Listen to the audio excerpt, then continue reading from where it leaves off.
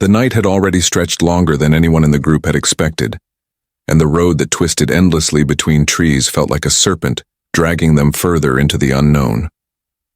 Their car's headlights cut a narrow tunnel of light through the forest, revealing trunks so ancient and gnarled they seemed to bend forward, as if listening. No one spoke. The radio had stopped working hours ago. The GPS had frozen, and their phones showed no signal. At first they laughed it off, telling each other it was just one of those creepy road trips where things go wrong. But by the time the third wrong turn led them deeper into the woods, the laughter had died. There were 4 of them, friends who had planned nothing more sinister than a scenic drive through the countryside, but unease had replaced their casual mood. It was then that the driver spotted lights in the distance. Faint, flickering like candles rather than street lamps, but enough to draw them forward. With a sigh of relief, they followed the narrow lane until the trees gave way to open ground. That's when they saw it. A small village nestled in the valley, cobblestone streets winding between houses that looked too old to be real. Their roofs sagged, their shutters were crooked, and yet smoke curled from chimneys as though people were living there. It looked alive, and yet at the same time wrong. They drove slowly into the village, their tires crunching over gravel, their headlights sliding across walls that had long lost their paint. Shops lined the street, their signs faded and unreadable, and yet some windows glowed dimly, lanterns burning behind dusty curtains. They expected someone to step out, maybe a shopkeeper closing late or a villager heading home. But the streets were empty. As the car rolled deeper, they saw figures at last. Men and women standing outside their homes, frozen in place, watching the car pass. A dozen pairs of eyes followed them, but not a single word was spoken. No greetings, no questions, not even the kind of suspicious murmurs strangers usually hear when entering a tight-knit community. Only silence. The air felt heavy with it, thick enough that even the sound of the car engine seemed too loud, out of place, like they were breaking a sacred rule by existing here. "Okay, this is weird," one of them whispered, though even the whisper felt wrong, like sound itself did not belong here. They parked near a small square at the center of the village. There was a fountain there, dry and cracked, its statue worn down by time. Benches sat nearby, empty, though they looked as though someone had just left them a moment ago. The group hesitated, then stepped out of the car. The moment their feet touched the cobblestones, the staring villagers blinked as if waking from a trance, but still they said nothing. One by one, they turned their backs and disappeared into doorways, closing doors with deliberate slowness. Curtains twitched. Lights dimmed. Soon, the 4 friends were standing alone in the square, surrounded by houses that felt suddenly abandoned. Only the faint smell of smoke remained, curling into the cold night air. "Where is everyone going?" one of them asked nervously. No one answered. Not because they didn't want to, but because none of them knew how to explain the uncanny rhythm of what had just happened. It was like the whole village had agreed silently, wordlessly, to retreat at the exact same moment. A strange synchronization that spoke of rules the outsiders could not yet understand. For the first time, the friends realized they could hear their own breathing clearly. Even their footsteps echoed too loudly. Somewhere a dog barked once, sharp and hoarse, then whimpered and went silent, as if scolded by the very air. They walked cautiously, looking for an inn or a sign that might tell them where they were. No cell signal, no working maps, just this place that felt cut off from the rest of the world. Eventually, at the far end of the square, they found a wooden sign swaying gently in the breeze. The words carved into it were barely legible, but they could just make out the name, the Hollow Rest Inn. A lantern flickered above the door.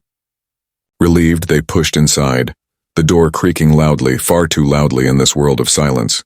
The inn's interior smelled of wood smoke and old dust. A fire burned low in the hearth, though no one was there to tend it. A bell sat on the counter. One of them pressed it lightly, and the ringing cut through the stillness like a scream. They almost regretted it, but after a long pause, a figure emerged from the shadows. It was an old woman, her posture bent, her hair tied back tightly. She stared at them with pale eyes that seemed to glow faintly in the firelight. For a long moment she said nothing, simply looked at each of them in turn as though measuring their worth, their presence, their right to stand here. Finally, in a voice so soft it could barely be called speech, she whispered, "Rooms?" The word was cracked, fragile, as though unused for many years. They nodded quickly, almost grateful to hear sound, even if it was broken. She handed them keys without another word, her hands trembling, her eyes never blinking. Then she turned and disappeared again, her footsteps vanishing into silence as though swallowed by the inn itself. The four exchanged uneasy glances but said nothing. Something in them understood that talking felt wrong here, dangerous even, though none could explain why. They made their way upstairs, the floorboards groaning beneath their weight. Their rooms were small, bare, furnished only with narrow beds and windows that looked out onto the deserted square below. They unpacked slowly, each lost in their own thoughts, each trying not to admit that the silence pressed against their skulls like a physical weight. It wasn't just the absence of noise, it was a silence that felt alive, like it was listening. When they finally lay down, the village seemed to hold its breath. The fire downstairs hissed once and died, and the last ember of sound faded away. For a moment it felt like the entire world had gone mute. That's when one of them sat up, shivering, because through the window, standing at the edge of the square, was a man. He was tall, thin, dressed in black. His face was hidden beneath a wide-brimmed hat. He did not move. He only stood there watching the inn, unmoving, unblinking. And the silence around him grew heavier still. This is about 1,200 words so far. The traveler who had spotted the man in the square rubbed their eyes, certain it must have been a trick of the shadows. But when they looked again, he was still there, perfectly still. The brim of his hat cast his face into darkness, and yet the chill that ran through their body told them that he was staring directly at them. They thought of calling out to the others, waking them, but something in their gut screamed, "Don't." It wasn't fear of looking foolish. It was fear that if they made a sound, if they spoke his presence aloud, something would happen. So they lay back down, eyes fixed on the ceiling, heart pounding so loud they worried the silence of the village might carry it outside for him to hear. At some point, exhaustion tugged them under, though their dreams were restless. Morning came without birdsong, without the chatter of a village starting its day. When the group stepped outside, they found the square empty again, though the man in the hat had vanished. Doors were closed, windows shuttered, but faint traces of life lingered. Bread cooling on a windowsill, laundry hanging from a line, smoke curling from chimneys. The villagers lived here, that much was certain, but they moved like phantoms, avoiding direct contact. When at last a woman crossed the square carrying a basket of apples, her gaze flicked toward the outsiders for only a heartbeat before she quickened her pace and disappeared into an alleyway. Still no words, not even a polite nod, just silence, constant and crushing. The group debated in hushed tones what to do next. They needed directions, a map, something to lead them back to the main road. But the longer they stayed, the more reluctant they felt to raise their voices. It was as if the very air discouraged sound, pressing down on their throats until whispers felt like shouts. Finally, one of them gathered enough courage to knock on a door. The wood was rough and splintered under their knuckles. After a long pause, the door cracked open. A pair of eyes stared out, wide and frightened, and then a pale hand pushed forward a piece of paper. Written in shaky ink were 4 words: "You should not speak." Before they could ask what that meant, the door slammed shut. The friends stared at the note, unease knotting their stomachs. "What the hell does that mean?" One of them whispered, but their voice faltered. They folded the paper quickly and stuffed it in their pocket as though afraid the village itself might notice. Just then they heard footsteps echoing faintly in the distance. Slow, deliberate, heavy. When they turned, they saw him again, the man in the hat standing at the far end of the street. This time his head tilted slightly, like a predator studying prey. The villagers who had been lingering outside froze where they stood, then slipped soundlessly indoors, shutting their doors with unnatural synchronicity. Within seconds, the 4 friends were alone again, with only the man watching them. Then, as though satisfied, he stepped backward into the shadows of a narrow lane and was gone. The group didn't linger. They hurried back to the inn, their footsteps unnervingly loud against the stones. Inside, the old woman was waiting at the counter. She did not speak, but instead pointed to the same journal they had seen the night before, resting on the counter as though it had been placed there deliberately. The cover was cracked leather, pages yellowed with age. One of them flipped it open, scanning quickly. Most of the E. The inn groaned with the weight of time, every floorboard creaking as if the house itself disapproved of their presence. Dust hung in the air, caught in the thin candlelight they had managed to coax from the desk in the lobby. The old woman who had given them the keys was gone, vanished as silently as she had appeared, leaving only the faint smell of wood smoke and something bitter, something that clung to the back of their throats. They divided into 2 rooms, 2 of them in each, thinking it would feel safer, though the thin walls meant they could hear each other's nervous laughter and whispered conversations long after the lights were out. None of them admitted they were afraid, but the silence of the village had infected them like a sickness, spreading through their veins until even their breath sounded like trespasses. When the clock downstairs told midnight, the sound rolled through the inn like a deep sigh. They weren't sure if it was real because no one had seen a clock there, and yet the vibration pulsed through the wood, the walls, the glass in the windows. It was then the footsteps began. Slow, measured, deliberate, not the scurrying of animals or the restless pacing of another guest. There were no other guests here. These were footsteps that wanted to be heard. They circled the building once, heavy on the cobblestones outside, then paused beneath the windows. The group huddled in their beds, every muscle tight, every whisper cut short. The silence between each step was worse than the sound itself, as if whoever walked there was waiting for them to break first, waiting for a gasp or a word. The doors of the inn groaned suddenly, though no one touched them. Somewhere below, hinges shrieked in protest, followed by the heavy thud of wood against wood. A door opening, a door closing, then nothing.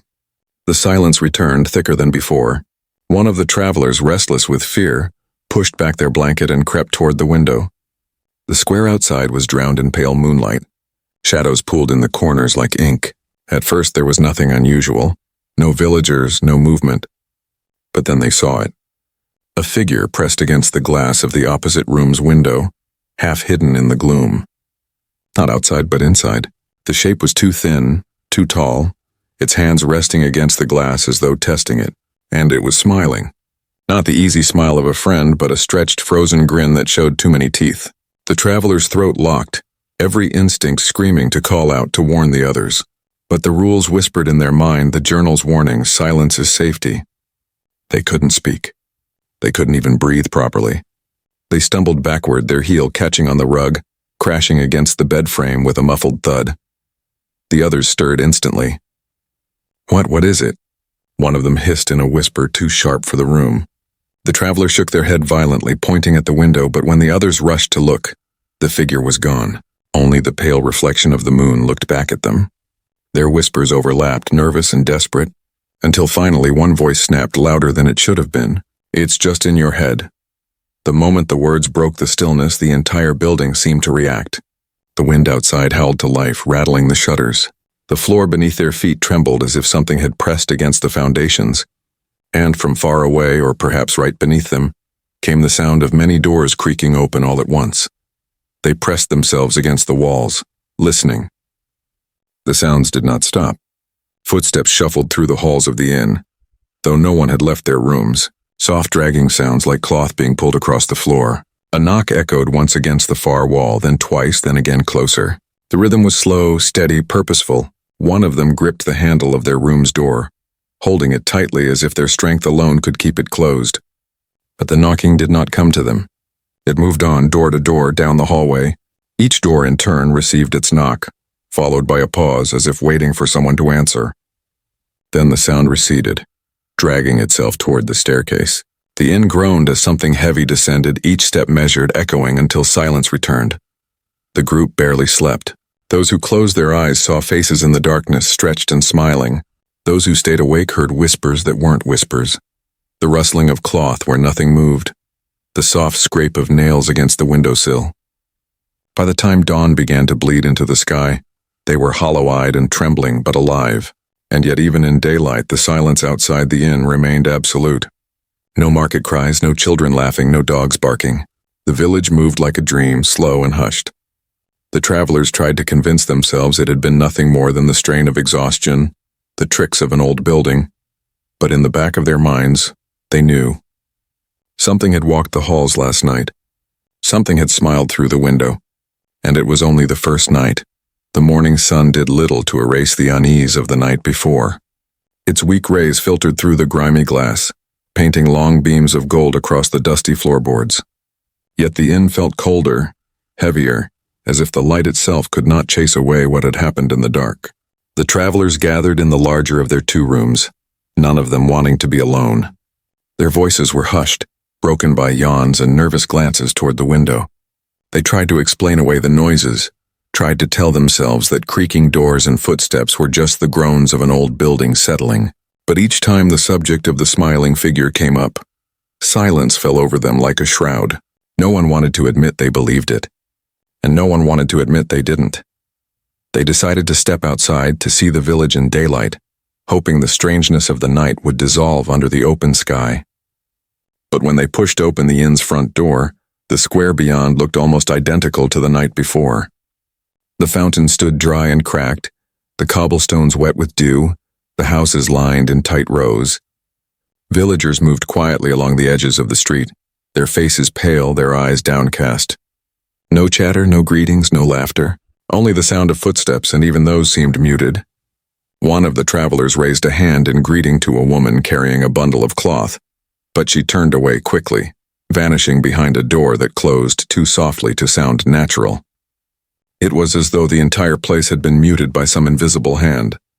The group explored cautiously, noting every detail. Shops stood open, their shelves stocked, but no shopkeepers greeted them. A bakery window displayed loaves of bread still warm, steam rising into the morning air. But when they stepped inside, no one stood behind the counter. The smell was rich and inviting, yet not a single soul appeared to claim it. They left coins on the counter, took one loaf, and hurried out, unnerved by the feeling that unseen eyes followed them from the shadows. The bread was real enough, warm, soft, filling, but it did nothing to settle their nerves. Back at the inn, they agreed to stay one more night, if only because the roads out of the village had proven fruitless. Each path they'd tried the day before had led them back to the square. It made no sense. The sun should have guided them. Landmarks should have made themselves clear, and yet every trail curved back unnaturally, trapping them. They promised themselves that tomorrow they would try again, take a longer route, maybe even leave the car behind and walk. But for tonight they would endure. As the sun dipped and the shadows stretched long across the square, dread returned. The air grew colder faster than it should have, the silence thickening once more.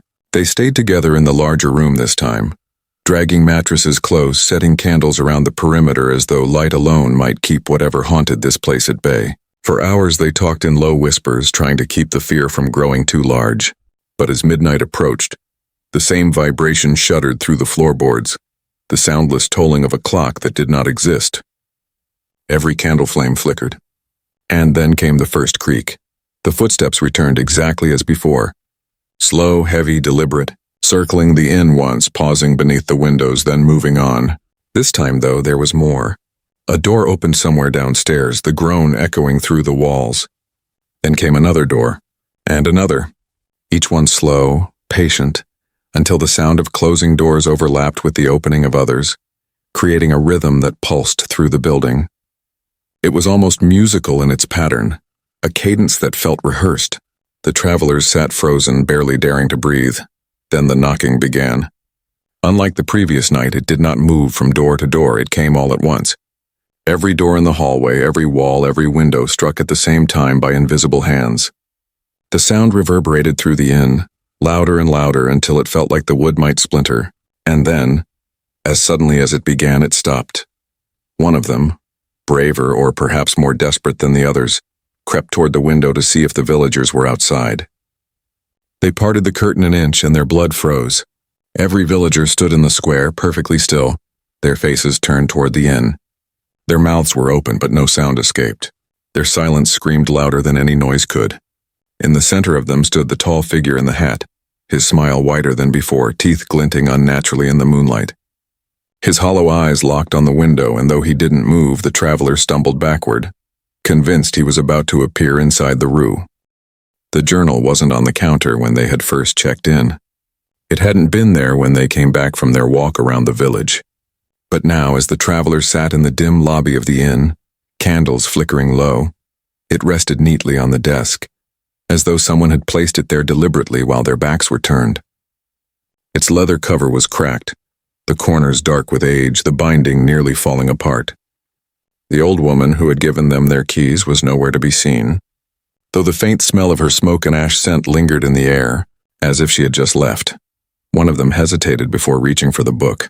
Something about it felt wrong, too perfectly timed, as though the inn itself wanted them to open it.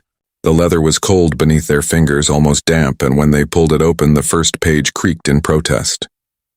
The handwriting inside was cramped and jagged, scrawled in a way that spoke of urgency. The ink bled in some places, smeared in others as though written in a shaking hand under poor light. At the top of the first page were 4 words that made their stomachs turn: the rule of silence. They leaned closer, reading by the light of the candle. The words told of a time long before theirs, when the village had been alive with laughter, voices echoing across the square, children running, songs sung during harvest. It had been like any other place until he came.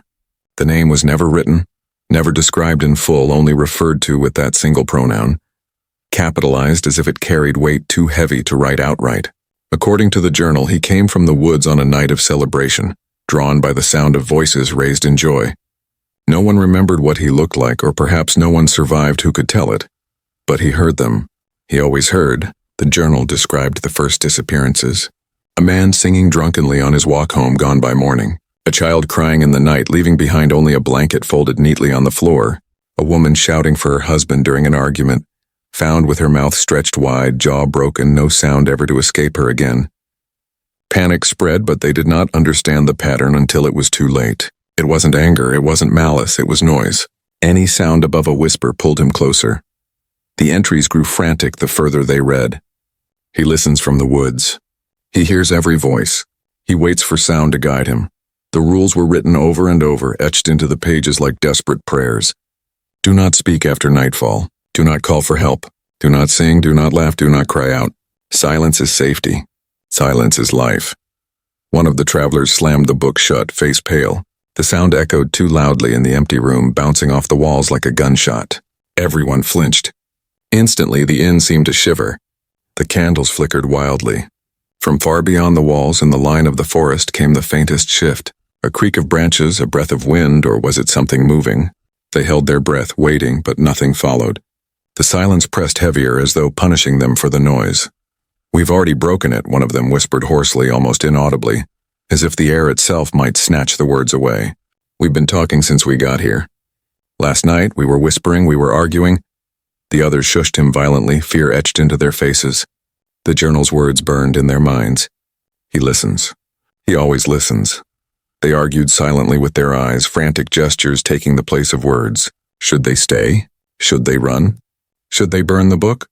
But no choice felt safe. And then, just as they debated in tense silence, the door to the lobby creaked open. The old woman shuffled out of the shadows, her face unreadable in the candlelight. Without speaking, she raised one bony finger to her lips. The gesture was unmistakable. Quiet. Then she pointed to the journal, tapped it once, and turned back into the dark hall, her figure dissolving into shadow as though she had never been there. The travelers sat frozen, the weight of her warning sinking into their bones. It wasn't superstition. It wasn't metaphor. Silence was law here, and breaking it meant death. When night fell again, the village dimmed into its usual ghostly quiet. No lamps were lit in the windows. No footsteps echoed in the streets. The travelers sat together in one room, the journal lying between them like a cursed object. Every creak of the inn felt amplified, every sigh of the wind outside a threat. Then, as the clock that didn't exist struck its first hollow vibration, they heard it again. Footsteps outside, slow and deliberate. This time they didn't whisper. They didn't dare. They sat perfectly still, breath shallow, eyes wide. The footsteps circled the inn, paused at the door, then drifted toward the windows. One of them shut their eyes tight, too afraid to look, but another couldn't resist. They peeked through the curtain and froze. The man in the hat stood in the square again, his head tilted, that same ghastly smile stretching unnaturally across his face. But he wasn't alone. Behind him, at the edge of the trees, shapes moved. Tall, shifting, almost blending into the forest itself. They weren't villagers. They weren't human. And as the travelers stared in horror, one of the shapes turned its head, and in the hollow stillness of the night, they felt it. It had heard them.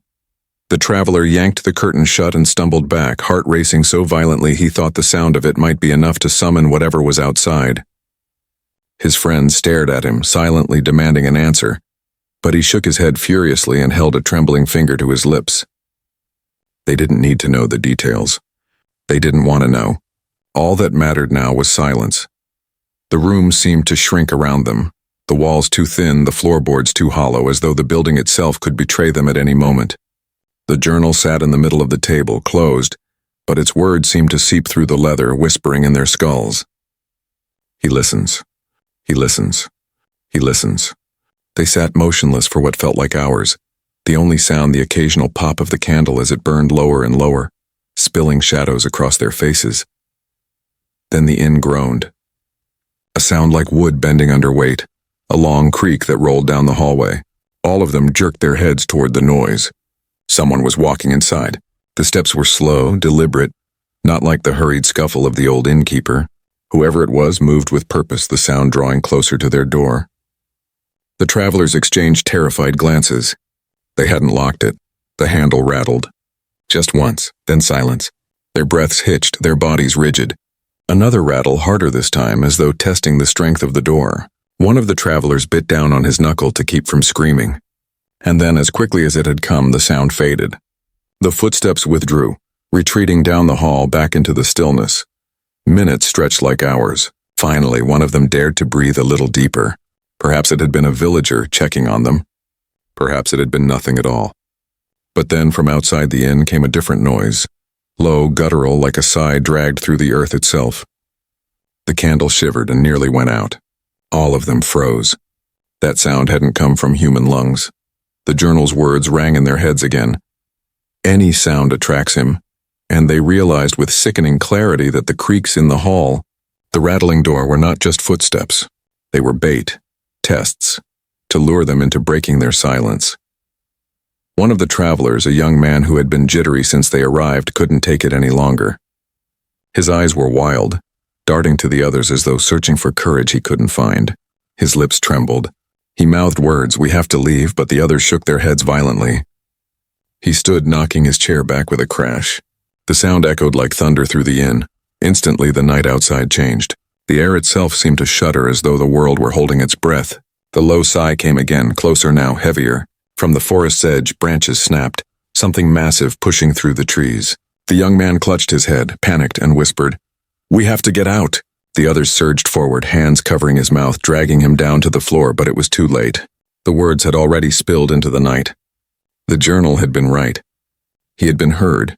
From the window, a shadow fell across the glass. Something was standing just beyond it, blotting out the pale moonlight. Slowly, carefully, one of them lifted their eyes and froze. The figure was impossibly tall, hunched but still towering over the window frame. Its limbs were wrong, too long, fingers tapering into sharp points that scraped against the glass as though testing it. Its head was tilted in the same grotesque angle as the smiling man in the square. But this was no villager. Its face was featureless, smooth save for a wide, lipless mouth that opened and closed soundlessly, mimicking words it did not have. The young man beneath their hands was shaking violently. Muffled screams pressed against his friend's palms. The creature's head turned slowly toward the sound, as if it could feel the vibrations through the air. Then it leaned closer, its mouth stretching wider until the glass began to fog with each silent breath. None of them moved. None of them breathed. Seconds dragged by, each one heavier than the last, until at last the figure straightened and drifted back into the shadows. They stayed frozen long after it was gone, too afraid to trust their eyes. When they finally dared to release the young man, he curled into a corner, trembling, his mouth clamped shut by force now rather than fear. The morning came not with the chirping of birds, not with the bustle of villagers, but with a silence so heavy it felt unnatural, as if the entire world was holding its breath. The travelers had not slept. They had sat in a tight circle through the long black hours, staring at one another with wide, bloodshot eyes, flinching at every creak of the inn. When the weak sunlight finally filtered through the shutters, their bodies sagged with exhaustion, but their nerves refused to calm. For a brief, fragile moment, they thought perhaps they had survived another night. But that hope shattered the instant they noticed the empty space where one of them should have been. At first, they assumed he had gone to wash his face, to clear his head after such a night of terror. They searched the small inn room, checked the hallway, even whispered his name despite their fear of breaking the silence. But there was no answer, no trace of him. Only when they opened the front door did they find what was left behind. His shoes placed neatly side by side on the doorstep, as though arranged with care. The sight of them made their stomachs twist. because they all knew he would never have left willingly without his shoes. Not in this place, not after what they had seen. The shoes seemed to accuse them, to demand they understand the message. Something had taken him quietly, without struggle, without sound, leaving only this token as proof he had existed at all. One of the travelers bent to pick them up but recoiled almost immediately, the leather icy to the touch, damp as if pulled from the bottom of a river. They backed away, staring at the innocent objects with mounting dread, until a new realization sank in. They were no longer alone. The villagers had gathered one by one. They emerged from doorways and alleys, drifting into the square like shadows given form. Men, women, even children, all dressed in plain, faded clothes, their faces blank and pale, their eyes fixed on the outsiders. They formed a ring, silent, unmoving, watching. Not one word passed their lips, not a cough, not a sigh. The travelers huddled together on the inn's porch, their pulses pounding in their ears louder than any voice. And then, without warning, the villagers lifted their arms in eerie unison and pointed. Fingers stretched accusatory, directed squarely at the travelers. The outsiders stood frozen, unable to speak, unable to explain, though the weight of the pointing was unbearable. It felt like a judgment, a sentence passed without trial. The silence of it was worse than shouting. At least shouting would have felt human. This was cold, mechanical, ritualistic. One of the travelers raised his hands, gesturing frantically, mouthing the words, "We didn't do anything." But the villagers only stared, unblinking, their fingers never wavering. Then, as suddenly as they had gathered, they lowered their arms and dispersed, vanishing back into doorways, melting into alleys, until the square was empty once more.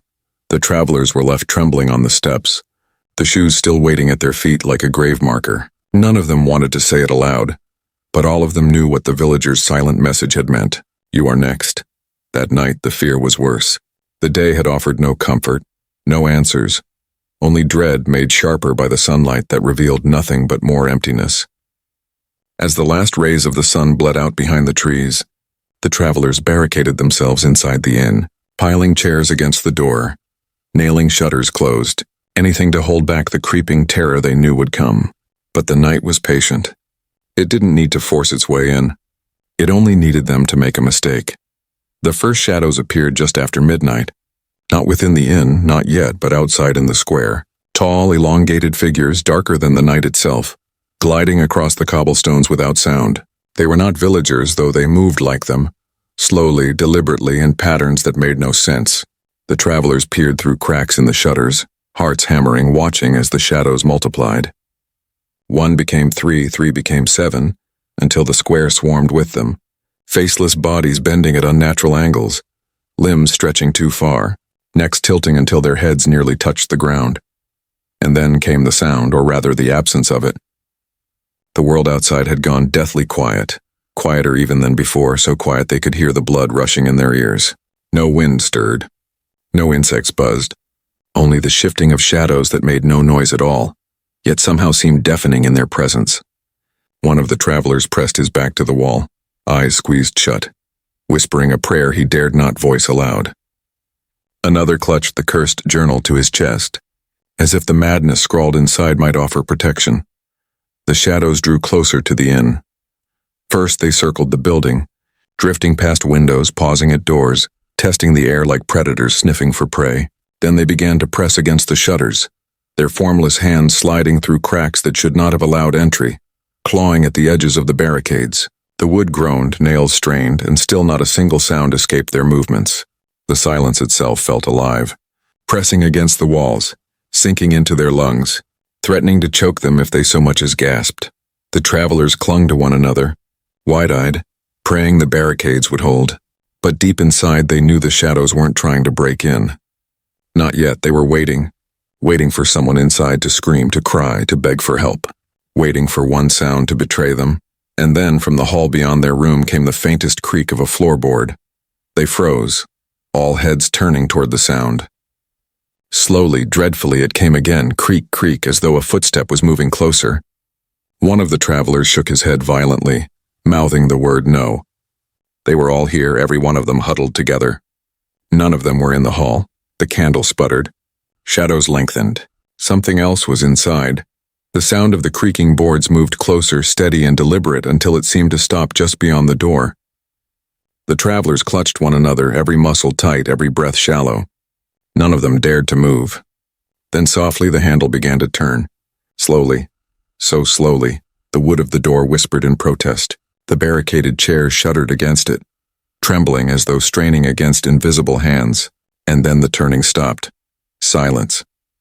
The group stared at the door for what felt like an eternity, waiting for it to burst open, waiting for the horror outside to pour in. But nothing came. The silence thickened again, pressing against their ears until it was maddening. Finally, one of the travelers, shaking with terror, crept closer to the door. He pressed his ear to the wood, listening. At first there was nothing. Then breathing. Heavy, steady, impossibly close, as though someone stood right there on the other side, lungs dragging air in and out with dreadful patience. He staggered back. Hands clapped over his mouth to keep from screaming. His wide eyes told the others all they needed to know. The breathing continued for several minutes, rattling in the air, then ceased as suddenly as it had begun. Once again, silence. The travelers sat in their circle, unwilling to move, unable to sleep, staring at the door as though sheer willpower might keep it closed. Hours passed, or maybe minutes. Time had no meaning in that place. Then came another sound. Not footsteps this time, not breathing, but something lighter, softer. A dragging noise, faint but distinct, scraping across the wooden porch outside the inn. They crept to the shutters and peered through cracks, their eyes widening in disbelief. There, in the center of the square, another pair of shoes had appeared. Not just any shoes, belonging to the young woman among them, the one now sitting in the circle. She gasped silently when she saw them, clutching at her feet as though to reassure herself she was still wearing hers. But the shoes outside were identical, down to the scuff on the left heel, placed neatly together, waiting. She shook her head furiously, tears streaming down her face as she mouthed the words, "That's not mine."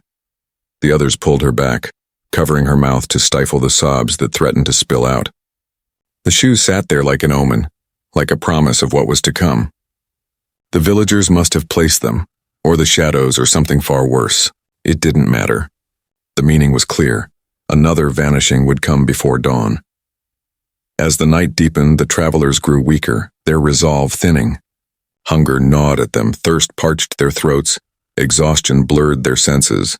Every instinct screamed to cry out, to beg for help, to break the unbearable silence. And that was when the shadows outside began to change. No longer content to drift aimlessly, they gathered in the square, standing in rows, their heads tilting in unnatural synchronization. Slowly they raised their arms and pointed, just as the villagers had that morning. Pointing straight at the inn. The travelers crouched beneath the window, shivering, but they didn't need to look. They could feel the weight of those silent accusations pressing against the walls. Then one of them, the same man who had pressed his ear to the door earlier, lost his nerve. His lips trembled, his chest heaved, and before the others could stop him, a small whimper escaped. It was soft, almost nothing, but in the stillness of that cursed village it was deafening. The reaction was immediate. The shadows outside jerked as one, their heads snapping toward the sound. They surged forward, gliding faster than the eye could follow, slamming against the walls of the inn with invisible force. The wood groaned, windows rattled, nails squealed in protest. The travelers clutched. The night had grown too long, too heavy, and the silence had finally broken him. The last traveler sat alone in the inn, his body trembling with exhaustion, his eyes sunken deep into hollow sockets that had seen too much, far too much. His companions were gone, vanished one by one without so much as a cry for help, their shoes left behind like grim monuments to their existence. He had tried to hold on, tried to follow the rules, tried to embrace the silence as if it were a shield. But silence had only taken from him. Silence had stolen his friends. Silence had made him a prisoner in a place that should not exist. And now silence was all that remained. The journal lay open in front of him, its final words etched in jagged desperation. He is inside. He had read it 100 times, 1,000 times, his lips forming the words in soundless repetition. But tonight, as the candle burned low, as the walls creaked with the weight of unseen things pressing closer, something inside him snapped. He could not take the quiet anymore. The air was thick with it, suffocating him, pressing on his chest until he could hardly breathe. It wasn't protection. It wasn't salvation. It was a coffin made of silence, and he was buried alive within it. His hands shook violently as he rose to his feet. The floorboards groaned beneath his weight, each creak sounding like a scream in his head. He didn't care. Not anymore. He stumbled to the door and threw it open, the night rushing in like a black tide. The village square stretched before him empty, still bathed in the pale glow of a sickly moon. No villagers stood outside tonight. No silent crowd with accusing fingers. Only the shadows, countless and shifting, lingering at the edges of the buildings pressed against the forest, lurking, waiting. They tilted their heads toward him in unison, their featureless faces reflecting nothing but the void. His throat ached with the scream he had buried for days. His chest heaved, his lungs filled, and before he could stop himself, before reason could drag him back, he threw back his head and let it out. A scream, raw, desperate, human. It tore from his body like a wound ripped open, a sound so loud it shattered the unnatural stillness. For the first time in days, the air was not empty. For the first time in days, his voice returned to him. But the response came instantly. The houses around the square groaned as doors burst open in unison. Villagers poured out into the night, hundreds of them, their pale faces lit by the moon, their blank eyes fixed on him. Their mouths opened wide, impossibly wide, wider than any jaw should stretch. For a moment there was silence still, that dreadful expectant pause, and then sound. A roar unlike anything human ripped through the village, a sound so deafening it rattled the earth beneath his feet. It wasn't a single voice, but many, all merging into one monstrous chorus that seemed to come from every direction at once. It was shrieking, moaning, howling, a cacophony of suffering that no ear was meant to hear. The traveler clapped his hands over his ears, but it did nothing. The sound wasn't just around him, it was inside him, vibrating through his bones, clawing at his mind. The villagers did not move closer. They didn't need to. Their mouths stretched wide, their throats convulsing as that hellish roar poured out of them, filling the square, filling the night, filling the world itself. And he realized then, with a horror deeper than anything he had ever known, what the silence had truly been. It wasn't a curse. It wasn't oppression. It was mercy. The silence had kept this sound contained. Now, because of him, it was free. The shadows writhed at the edges of the square, no longer formless, no longer vague. They thickened, darkened, sprouting limbs that twisted and bent unnaturally. Eyes blinked open across their shifting bodies, dozens, hundreds staring, unblinking, reflecting the pale light. The roar fed them. The sound gave them shape, gave them strength. And as the traveler stumbled back, his scream swallowed by the overwhelming noise, the shadows surged forward, drawn to him, drawn to the voice that had broken the rule. The traveler stumbled backward into the inn, slamming the door shut behind him, though he already knew it was useless. The roar outside rattled the walls, shook the glass panes, made the wooden beams above his head groan as though the house itself were screaming along with them. Dust rained down from the ceiling. The candle on the table blew out from vibrations that weren't air but sound, waves of noise that pressed through wood, through stone, through flesh. He pressed his hands harder against his ears, his nails clawing into his skin until warm blood smeared across his face. But it was still there. Louder, louder, louder. He stumbled toward the journal again, the last words glaring up at him. He listens, he waits, and below that the scribbled final warning, he is inside. His stomach twisted. What if the journal wasn't speaking of the woods at all? What if he had never been waiting outside the village? What if he had been here all along, buried within the silence, locked inside the villagers themselves? A board creaked upstairs. Slow, deliberate, not like the shifting of a building, but the careful step of someone moving. His heart hammered. He wasn't alone in the inn. He was never alone. Another step. Then another. And then a dragging sound. Something heavy being pulled across the floor. He wanted to run, but his legs felt nailed to the ground. He lifted his head toward the staircase, the shadows that pooled at the top, and for the briefest moment he saw it. A figure standing there, motionless, taller than the doorway, its head scraping the ceiling. It wasn't a villager. It wasn't human, its mouth opened, not wide, not stretched into the grotesque cavern the villagers had shown him. Just a crack of lips parting, just enough to let something out. A whisper. So faint, so brittle, it should have been nothing. But in the ocean of roars outside, it cut through like a knife. His head whipped toward it. It wasn't sound that entered his ears. It was thought. Words not spoken but injected straight into his mind. You broke the silence, his knees buckled. He slammed into the floor, gasping for air that suddenly seemed too thin. His skin crawled as if 1,000 insects burrowed beneath it. The whisper filled him, not through ears but through blood, threading into every vein. "You opened the door." The roar outside grew shriller, the villagers' endless scream climbing higher, scraping against the sky itself, as though the heavens themselves would split from the sound. The shadows outside pressed against the walls of the inn, their bodies smeared like oil across the windows, faces forming and dissolving in the glass. And still the whisper inside him grew louder. "You set me free." His body convulsed, a violent spasm that sent him thrashing on the wooden floor. His vision blurred, his breath faltered, his scream was drowned before it could leave his throat. In that endless moment of suffocating terror, he realized the truth. The silence had not been for the villagers. The silence had been for him. To cage him, to trap him, to bury him beneath quiet so complete that he could not feed. And now, his hunger had returned. The traveler clawed at the floorboards, dragging himself toward the door, toward the square beyond, as if escape were possible, as if there were anywhere left to run. But the shadows slithered through the cracks, liquid black limbs pouring into the room, wrapping around his ankles, his wrists, pulling him back toward the staircase where the figure waited. His nails split as he tried to grip the wood, leaving streaks of blood across the floor. His mouth opened, a scream clawing its way free again. But before it could escape, a hand, long, pale, with too many joints in its fingers, clamped over his face. The whisper hissed into his skull, burning, undeniable. "You will be my voice." And then the roar outside changed. The villagers, who had been bellowing their endless cacophony, suddenly stopped. The silence that fell was not like before. It wasn't protective.